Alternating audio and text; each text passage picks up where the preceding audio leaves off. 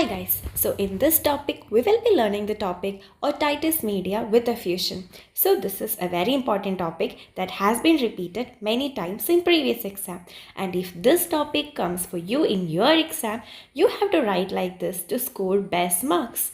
Start from the definition. Write that it is an insidious condition characterized by non-purulent effusion in the middle ear cleft. Then write about the etiopathogenesis. Mainly there are two etiopathogenesis: eustachian tube dysfunction and increased secretory activity of middle ear mucosa. Eustachian tube dysfunction can be due to adenoid hypertrophy blocking the eustachian tube, tumors of nasopharynx, chronic rhinitis, chronic tonsillitis or cleft palate. So due to the tubal occlusion, there is defective aeration, development of negative pressure, transudation of fluid from the capillary, and then fluid accumulation. And it can also be due to increased secretory activity of middle ear, like in allergies, unresolved otitis media, and viral infection of upper respiratory tract. Now coming to the clinical feature, divide as symptoms and signs. What are the main symptoms? First one is hearing loss, and that is conductive type hearing loss. So here you can see a child, inattentive child who turns up the TV volume, and there can also be delayed speech due to this conductive hearing loss. There can also be feeling of fullness in the ear and mild earache if it is due to upper respiratory tract infections.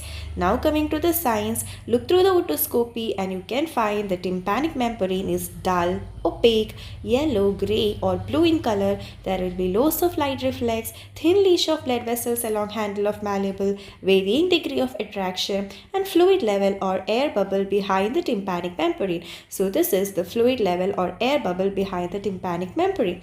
Then on seagulization, we can see restricted mobility of the tympanic membrane.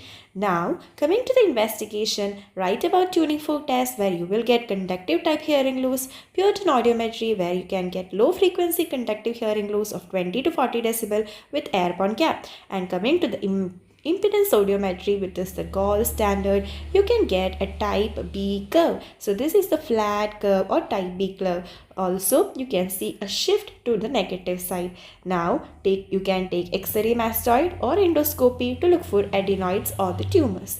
Now coming to the management, in medical management we can give decongestants, antihistamines, antibiotics or Valsalva maneuver for aeration of the middle ear. You can also do surgical management, that is the main management in case if there is thick fluid or medical management non-effective. What you have to do? You have to do Myringotomy with Grommet incision. So while doing Myringotomy, we have to put a radial incision in the antero-inferior quadrant. So you can also put another incision in antero-superior quadrant if the fluid is very thick.